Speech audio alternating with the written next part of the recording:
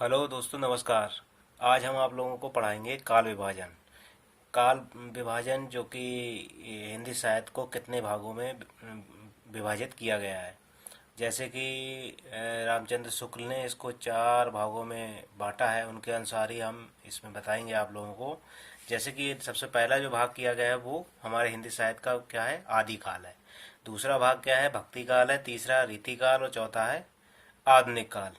अब इसमें जो प्रश्न बनते हैं, जो परीक्षाओं में पूछे जाते हैं, जैसे कि आदिकाल नाम किसने दिया, या फिर वीरगाथा काल नाम किसने दिया। तो वीरगाथा जो काल नाम दिया है वो दिया है आपके रामचंद्र शुक्ल ने। उसके बाद जो भक्ति काल का जो नाम दिया है वो दिया है पूर्व काल, यही भी इनके द्वारा दिया गया है। इसके बाद जो उत्तर मध्य काल या रीतिकाल जो नाम दिया गया वो भी रामचंद्र शुक्ल के अनुसार। आधुनिक काल भी रामचंद्र शुक्ल जी के अनुसार। अब ये पूछा जाता है आदिकाल का काल विभाजन कितना है, आदिकाल का समय कितना है। तो आदिकाल का जो समय है संवत है। इसका बहुत विशेष ध्यान रखना है कि अगर संवत लगा होगा, संवत 1050 से 1375, तभी वह डेट सही मानी जाएगी। अगर संवत नहीं लगा है तो वो डेट सही नहीं मानी जाएगी, वो गलत होगा। अब जैसे भक्ति काल है, भक्ति काल को पूर्व मध्य काल भी कहते हैं। तो भक्ति काल की जो समय सीमा है वो कितनी है, 1375 से 1700 ईस्वी तक है। अब क्वेश्चन ये बनता है कि भक्ति काल को और किस नाम से जाना जाता है। तो भक्ति काल को और नाम क्या है उसका, स्वर्ण काल है। भक्ति काल को क्या है, स्वर्ण काल भी कहा जाता है। अब जैसे रीतिकाल, रीतिकाल की समय सीमा बताइए। रीतिकाल की समय सीमा कितनी है, संवत 1700 से 1900। और आधुनिक काल की जो समय सीमा है वो 1900 से 1984 या 1900 आज तक लिखा हुआ है। अब इसमें कुछ साहित्यकार और जो आलोचक हैं उन्होंने क्या है, आदिकाल को और नामों से भी पुकारा है। और कौन से नाम है इसमें, और नामों से, जैसे कि चारण काल। चारण काल को क्या है, गेरसन ने नाम दिया चारण काल। जो आदिकाल का नाम है वो चारण काल किसने दिया। परीक्षा की दृष्टि से बहुत ही इंपॉर्टेंट है ये नाम बार बार पूछे जाते हैं परीक्षाओं में। अब परीक्षा चाहे वो इंटर से, हाई स्कूल से लेके, चाहे टीजीटी हो, पीजीटी हो, बीएड हो, टेट हो या सुपर टेट हो, कोई भी परीक्षा हो उसमें इससे कोई ना कोई क्वेश्चन जरूर बनता है, एक आध क्वेश्चन। अब जैसे चारण काल है, आदिकाल का ही नाम है ये चारण काल। चारण काल नाम किसने दिया था, जॉर्ज गेरसन ने दिया था। अब प्रारंभिक काल जो दिया था वो दिया था मिश्र बंधु ने। और बीज वपन काल नाम से जो पुकारा था इन्होंने आचार्य महावीर प्रसाद द्विवेदी ने पुकारा था। और वीरगाथा काल नाम किसने दिया था, इन्होंने शुक्ल जी ने दिया था। और सिद्ध सामंत काल नाम किसने दिया, इन्होंने दिया राहुल साहब ने दिया। और संधि एवं चारण काल किसने नाम दिया था, रामकुमार वर्मा ने दिया था। और आदिकाल जो नाम दिया वो महावीर आचार्य हजारी प्रसाद द्विवेदी जी ने आदिकाल नाम दिया। आधार काल किसने दिया था, सुमन राजे ने दिया था। अब ये देख लीजिए बार बार दोबारा से, अगर एक बार में ये वीडियो समझ में ना आया आपको तो दोबारा बार बार से देख लेना, इसको दोबारा देख लेना, ताकि आपको इसके जो नामकरण है और जो नामकरण करने वाले हैं इनके नाम याद हो जाए। जैसे कि सबसे पहला, दूसरा क्या है, चारण काल दिया जॉर्ज गैरसन ने, प्रारंभिक काल दिया मिश्र बंधु ने, बीज वपन काल नाम किसने दिया, हजार महावीर प्रसाद द्विवेदी ने, वीरगाथा काल किसने दिया, आचार्य रामचंद्र शुक्ल ने, सिद्ध सामंत काल नाम किसने दिया, राहुल साहब ने, संधि एवं चारण काल नाम किसने दिया, आपका दिया है रामकुमार वर्मा ने। आदिकाल नाम किसने दिया, हजारी प्रसाद द्विवेदी ने दिया। आधार काल किसने दिया, सुमन राजे ने दिया। आप प्रमुख रचनाएं, प्रमुख रचनाएं क्या है, कौन कौन सी हैं इसमें, जैसे चंद्रवरदाई है। चंद्रवरदाई के लेखक कौन है, यानी कि पृथ्वीराज रासो हैं। क्वेश्चन ये भी आ जाता है कि चंद्रवरदाई किसके दरबारी कवि थे। तो चंद्रवरदाई जो थे पृथ्वीराज के दरबारी थे। अब पृथ्वीराज कौन सा पृथ्वीराज था ये भी आ जाता है, कितने पृथ्वीराज, कभी कभार क्वेश्चन ये आ जाता। तो पृथ्वीराज कौन से थे, ये पृथ्वीराज थे तृतीय, तृतीय पृथ्वीराज के ये थे जो थे चंद्रवरदाई दरबारी कवि थे। इनकी रचना का नाम है पृथ्वीराज रासो। इसको आदिकाल का प्रथम महाकाव्य भी कहा जाता है। प्रथम महाकाव्य, क्वेश्चन ये भी बनता है कि प्रथम महाकाव्य किसे कहते हैं, तो पृथ्वीराज रासो को कहा जाता है। इसके अलावा आदिकाल के और कवि हैं जैसे विद्यापति। विद्यापति ने कौन सी रचनाएं की, कीर्तिलता और कीर्ति पताका। अब कीर्तिलता कीर्ति पताका की कभी कभार भाषा पूछ ली जाती है, इनकी भाषा कौन सी है, तो इनकी जो भाषा है वो अभट्ट भाषा है। कौन सी भाषा है इसकी, अभट्ट भाषा है। अब जैसे मैथिल कोकिल किसे कहा जाता है, क्वेश्चन ये बनता है मैथिल कोकिल किसे कहा जाता है, तो मैथिल कोकिल कहा जाता है आपका विद्यापति के लिए। मैथिल कोकिल किसे कहा जाता है, विद्यापति को। अब मैथिल कोकिल इन्हें कहा क्यों जाता है, क्योंकि इन्होंने जो पदावली की जो रचना की, ये जो पदावली इनकी है, पदावली के लिए इनको कहा जाता है मैथिल कोकिल, क्योंकि इसकी जो भाषा है पदावली की वो मैथिल है। पदावली की जो भाषा है वो कौन सी है, मैथिल भाषा है। इसके अलावा अब जैसे स्वयंभू, स्वयं ये रचना बहुत पूछी जाती, पैमचरू के रचनाकार कौन है, तो इसके स्वयंभू है। और हिंदी का प्रथम कवि पूछा जाता है, बहुत ज्यादा प्रश्न आ जाता है, हिंदी का प्रथम कवि कौन है, तो सरापा है। इनकी जो एक रचना है वो कौन सी है, दोहा कोश है। अब हम इसके बाद पढ़ेंगे आपका भक्ति काल। भक्ति काल बहुत ही बड़ा काल है। भक्ति काल जो है वो बहुत बड़ा काल है। इसमें हमने एक ही वीडियो में आपको सब चीज बता दी है, भक्ति काल को भी, रीति काल को भी, आधुनिक काल को, और आपका जो है आदिकाल, ये सब एक ही वीडियो में हमने बना दिया है। छोटी सी वीडियो है ये, इसमें सारी चीजें हैं दी हुई। जैसे कि आप भक्तिकाल नाम भक्तिकाल को स्वर्णकाल नाम किसने दिया, स्वर्णकाल नाम दिया था जॉर्ज गियर्सन ने। किसने दिया था, जॉर्ज गियर्सन। ये देखो जो नाम लिखा हुआ है आपका, जॉर्ज गियर्सन, इन्होंने ही इसका नाम भक्तिकाल का नाम जो है स्वर्णकाल, इसको स्वर्णकाल भी कहते हैं। इसको क्या कहते हैं, स्वर्ण काल की संज्ञा दी थी। स्वर्ण काल की संज्ञा किसने दी थी, जॉर्ज गियर्सन ने दी थी। अब भक्ति काल को भी दो भागों में बांटा है। भक्ति काल को दो भागों में बांटा है, जैसे सगुण भक्ति काव्यधारा और निर्गुण भक्ति काव्यधारा। निर्गुण भक्ति, ये दो भाग हो गए इसके। अब सगुण भक्ति काव्यधारा को भी दो भागों में बांटा है, राम भक्ति काव्यधारा, कृष्ण भक्ति काव्यधारा। अब निर्गुण भक्ति काव्यधारा को भी बांटा गया है, संत काव्यधारा, और दूसरा है सूफी काव्यधारा। अब इसमें देखिए, जैसे राम भक्ति काव्यधारा के प्रतिनिधि कौन थे, तो राम भक्ति काव्यधारा के प्रतिनिधि कवि थे आपके तुलसीदास। और ये पूछा जाता है कि इनकी प्रमुख रचना कौन सी थी, तो प्रमुख रचना इनकी थी रामचरितमानस। रामचरितमानस, ये भी पूछा जाता है कि रामचरितमानस की भाषा कौन सी थी, तो रामचरितमानस की भाषा थी अवधी। अब इन्होंने और रचनाएं जो भी की हैं वो की हैं इन्होंने ब्रज भाषा में। अब इसके अलावा ये भी क्वेश्चन आ जाता है कि कौन सा लेखक है जिसका बरगदमयी स्वभाव था, बरगदमयी साहित्य की रचनाएं की हैं उसने। बरगदमयी साहित्य जो है तुलसीदास के लिए कहा जाता है, क्योंकि उन्होंने इतना बड़ा मतलब रचनाएं की हैं, इतनी बड़ी। तो राम भक्ति काव्य के ये कवि थे, उन्होंने बहुत ज्यादा रचनाएं की। अब क्योंकि इसीलिए इनको बरगदमयी स्वभाव मतलब कवि कहा जाता है।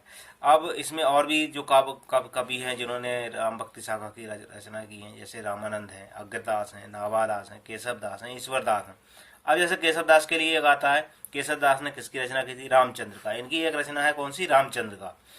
रामचंद्र का के लिए बार बार पूछा जाता है कि कठिन काव्य का प्रेत किसे कहा जाता है। कठिन काव्य का प्रेत कहा जाता है आपका केशवदास के लिए। और कौन सी रचना के लिए कहा जाता है, तो रामचंद्र का के लिए। कौन सी है, रामचंद्र का। इनकी एक रचना है रामचंद्र का। रामचंद्र का के लिए इनको कठिन काव्य का प्रेत कहा जाता है। एक चीज और ये क्वेश्चन आता है कि छंदों का अजायब घर किसे कहते हैं, तो छंदों का अजायब घर भी रामचंद्र का जो इनकी रचना है इसके लिए कहा जाता है। अब आ जाते हैं हम लोग कृष्ण भक्ति का काव्य शाखा के कवि। कृष्ण भक्ति काव्य शाखा के कौन से हैं, अब इनके कृष्ण भक्ति शाखा के प्रतिनिधि कवि कौन है, ये क्वेश्चन आ जाता है। तो कृष्ण भक्ति शाखा के प्रतिनिधि कवि कौन है, हमारे हैं सूरदास। अब सूरदास ने रचनाएं कौन कौन सी हैं, जैसे सूरसागर, सुसरावली, साहित्य लहरी, इनकी ये प्रमुख रचनाएं। इनकी भाषा कौन सी थी सूरदास की, तो ये थी ब्रज भाषा। अब अश्चाप का जहाज किसे कहा जाता है, ये क्वेश्चन बन जाता है, अश्चाप का जहाज किसे कहा जाता है। तो अश्चाप का जो जहाज है वो भी हमारा किसको कहा जाता है, तुलसीदास के लिए, वो आपका जो है सूरदास के लिए अश्चाप का जहाज कहा जाता है। अब ये कहा जाता है अश्चाप की रचना किसने की, अश्चाप को किसने बनाया था, तो अश्चाप को बनाया था विठलनाथ ने। अब अश्चाप का जहाज किसे कहा जाता है, तो अश्चाप का जहाज कहा जाता है आपका सूरदास के लिए। अब इसमें यह कहा जाता है कि अश्चाप में कौन कौन से कवि थे, तो इसमें अश्चाप में कवि कौन से, सबसे पहले कवि जो थे सूरदास जी थे, फिर कुम्भन दास, फिर पवनानंद दास, फिर कृष्णदास। इसके बाद शीत स्वामी, फिर गोविंद स्वामी, और चतुर्भुज दास और नंददास। ये जो 8 कवि हैं ये अश्चाप के कवि माने जाते हैं। अब आते हैं हम लोग निर्गुण भक्ति काव्यधारा में। अब निर्गुण भक्ति काव्यधारा में कौन कौन है, जैसे ये दो भागों में बटा हुआ है, जैसे संत काव्यधारा और सूफी काव्यधारा। अब संत काव्यधारा के प्रतिनिधि कवि कौन है, तो वो है कबीरदास। संत काव्यधारा के प्रतिनिधि कवि है कबीरदास। कबीरदास की एक रचना पूजी जाती है, तो कबीरदास की रचना का नाम है बीजक। अब ये है, अब इनकी भाषा पूछी जाती है, इनकी भाषा कौन सी थी, तो इनकी भाषा जो थी सदु ककड़ी थी। अब सदु ककड़ी के अलावा पंचमेर खिचड़ी भी इसी भाषा को इनके कहा जाता है। पंचमेर खिचड़ी क्यों किसने नाम दिया, ये भी पूछा जाता है कि कबीरदास जी की जो भाषा थी पंचमेर खिचड़ी, वो नाम किसने दिया था, वो दिया था हजारी प्रसाद द्विवेदी ने। हजारी प्रसाद द्विवेदी जी ने इसका नाम दिया था पंचमेर खिचड़ी, इनकी भाषा को कबीरदास जी की। अब इनकी शैली कौन सी थी, ये भी क्वेश्चन आता है कि कबीरदास जी की शैली कैसी थी। तो उनकी शैली थी उलटबासी। शैली कौन सी थी, उनकी उलटबासी शैली थी। अब इसमें और अन्य भी संत हैं जिन्होंने रचनाएं की, जैसे रैदास हैं, हमारे नानक देव जी हैं, सुंदरदास हैं, मलुकदास हैं, दादू हैं और अन्य कवि हैं। अब आते हैं हम सूफी काव्यधारा पे। सूफी में कौन कौन से हैं, तो सूफी में हमारे कौन है, जायसी। सूफी के प्रतिनिधि कवि कौन है, सूफी काव्यधारा के जायसी। जायसी का पूरा नाम है मलिक मोहम्मद जायसी। ये रहने वाले कहाँ के थे, ये भी कभी कभार क्वेश्चन आ जाता है। तो ये थे जायस के रहने वाले थे। अब इन्होंने एक रचना की थी जिसका नाम था पद्मावत। पद्मावत बहुत ही बेख्यात रचना है। इसके ऊपर एक मूवी भी बन चुकी, पद्मावती। अब ये कहाँ कहाँ इसमें पात्र कौन कौन है ये भी पूछ लिया जाता है। तो इसमें रत्नसेन, पद्मावती और नागवती, ये इसमें मेन पात्र हैं। अब इसके अलावा इसकी जो भाषा है वो भी पूछ ली जाती है, पद्मावती की भाषा कौन सी है। तो पद्मावती की भाषा का नाम है क्या है, अवधी। अब इसमें और भी अन्य कवि हैं सूफी काव्यधारा में, जैसे असायद है, मुल्ला दाऊद है, मंजन है, कुतुबन है, आलम है। ठीक है। जैसे कि अब आते हैं हम लोग आपके रीतिकाल पर। रीतिकाल अब हम देखेंगे। अब रीतिकाल पे आते हैं। अब रीतिकाल का समय जो दिया हुआ, रीतिकाल का समय कितना दिया हुआ आपका, रीतिकाल का समय 1700 से, यानी यहाँ पर संवत हो जाएगा आपका, क्या हो जाएगा, संवत। क्या होगा, संवत हो जाएगा। संवत कितना है, 1700 से 1900। अब रीतिकाल को 3 भागों में बांटा गया। ये भी क्वेश्चन आता है, रीतिकाल को कितने भागों में बांटा गया है, तो बांटा गया 3 भागों में। सबसे पहला भाग रीतिबद्ध कवि, फिर रीति सिद्ध कवि, फिर रीति मुक्त कवि। अब ये पूछा जाता है कि रीतिबद्ध कवि कौन कौन से हैं। तो रीतिबद्ध कवि कौन से, केशवदास हैं, चिंतामणि हैं, मतीराम हैं, सेनापति हैं और देव हैं और पद्माकर हैं। ये हमारे रीतिबद्ध कवि। क्वेश्चन ये 10वीं में इंटर में यही सीधे पूछ लिया जाता है कि रीतिबद्ध कवियों के नाम बताइए 2। तो इसमें से आप देख सकते हैं, जैसे केशवदास, चिंतामणि, मतीराम और सेनापति, देव, पद्माकर। अब कठिन काव्य का प्रेत किसे कहा जाता है, कठिन काव्य का प्रेत मैंने पिछले ही बताया था कि केशवदास के लिए कहा जाता है। किसके लिए कहा जाता है, केशवदास के लिए। इनकी रचना कौन सी, किस रचना के लिए कहा जाता है कठिन काव्य का प्रेत, तो रामचंद्र का के लिए कहा जाता है। क्वेश्चन ये भी पूछा जाता है कि छंदों का अजायब घर किसे कहते हैं, तो छंदों का अजायब घर भी रामचंद्र को ही कहते हैं। अब आज आ जाते हैं आपके रीति सिद्ध कवि। रीति सिद्ध कवि को 2 हैं, जो बिहारी लाल हैं और रसनिधि हैं। अब इनकी एक प्रसिद्ध रचना कौन सी है, बिहारी की प्रसिद्ध रचना कौन सी, बिहारी सतसई। इसमें बिहारी सतसई में दोहों की संख्या कितनी है, 917। 917 के अलावा अगर 919 मिल जाता है तो 919 वाला भी सही होगा। 917 है तो भी, अगर 919 वाला नहीं होगा तो 917 वाला मिलेगा। दोहों की संख्या इनकी कितनी है, यानी बिहारी सतसई में दोहों की संख्या कितनी है, ये क्वेश्चन भी आता है। तो इसमें कितनी है, 919 कह सकते हैं, यहाँ 917 भी कह सकते हैं। अब गागर में सागर भरने वाला कवि कौन है, ये भी क्वेश्चन आता है। गागर में सागर कौन सा कवि भरता है, तो वो उसका नाम भी बिहारी लाल। बिहारी लाल की जो रचना है वो गागर में सागर भरने वाली है। अब कौन सा आता है आपको, अब आता है रीति मुक्त कवि। रीति मुक्त कवि कौन थे, तो रीति मुक्त कवि कौन से हैं आपके, घनानंद है, आलम है, ठाकुर है, बोधा है और दिशदेव है। ये रीति मुक्त कवि हैं, रीति मुक्त कवि। ठीक है, कौन से आपके, घनानंद, आलम, ठाकुर, बोधा और दिशदेव।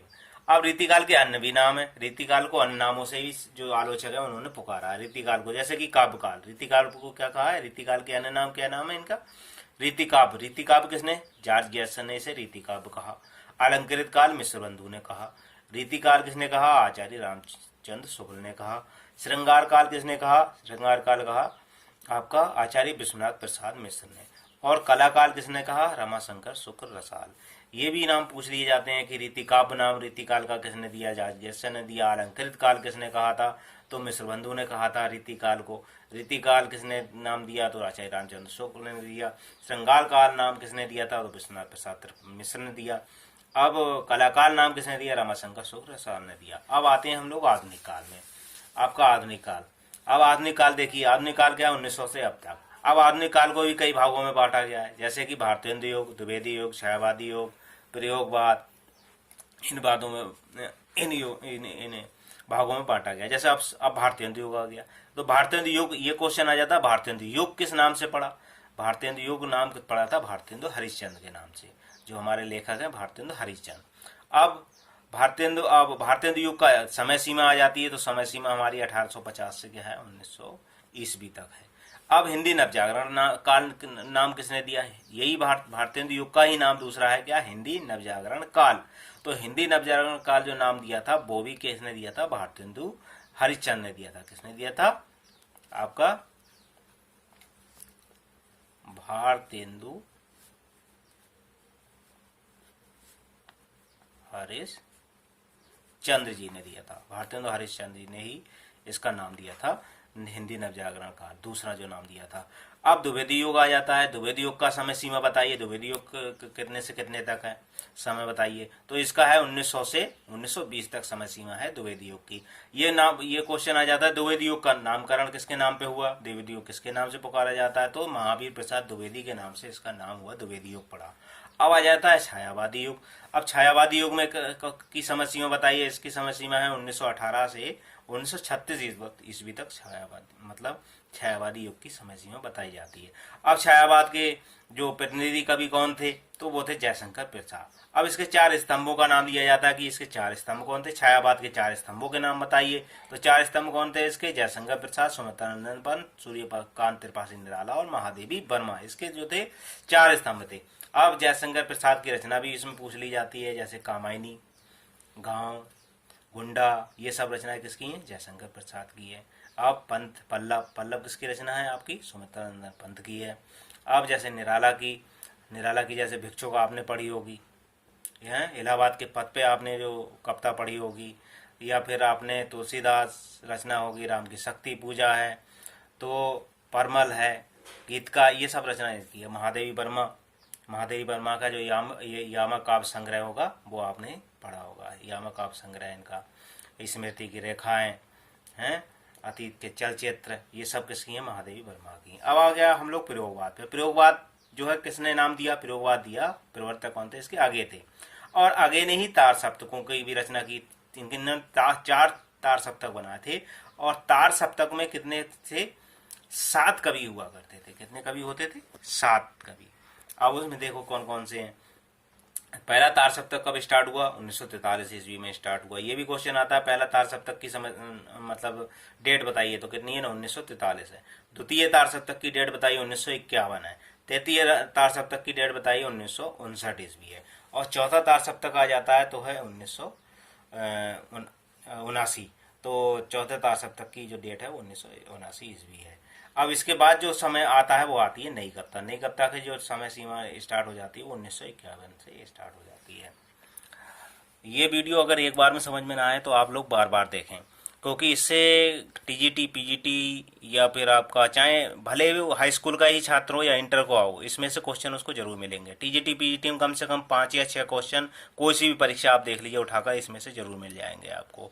हमें अगर आप लोगों को हमारी ये वीडियो अच्छी लगी हो तो इसको लाइक कर दें और सब्सक्राइब जरूर कर लें, और जो बेल आइकन की जो घंटी आगे वो जरूर दबा लें, ताकि आने वाली हमारी वीडियो बार बार आपको मिलती रहे। नमस्कार।